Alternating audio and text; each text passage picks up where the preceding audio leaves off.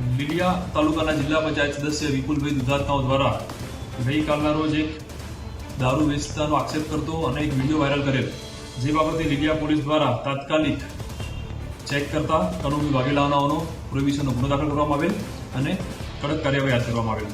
આ સાથે જ અમરેલી જિલ્લા પોલીસ દ્વારા 2024માં કુલ 5075 પ્રોહિબિશનના ગુના દાખલ કરવામાં આવ્યા છે। આ વર્ષના એપ્રિલ મહિના સુધીમાં 1779 પ્રોહિબિશનના ગુના દાખલ કરવામાં આવેલ છે અને વધુમાં વધુ કેસો જિલ્લામાં તથા લીલિયા પોલીસ વિસ્તારમાં પણ પ્રોહિબિશનના કરવામાં આવે એના માટે વારંવાર ડ્રાઈવ રાખવામાં આવતી હોય છે।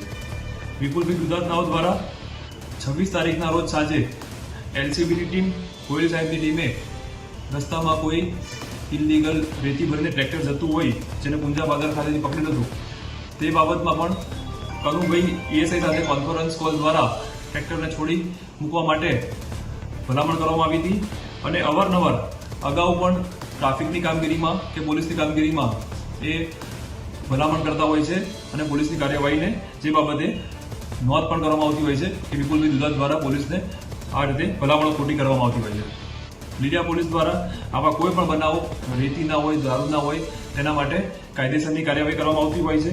આજે આ જ બાબતે એસપી સરના ઇન્સ્પેક્શન દરમિયાન વિપુલભાઈ દુધાતનાઓ પોતાના અલગ અલગ 10 માણસો સાથે રજૂઆત કરવા આવેલ।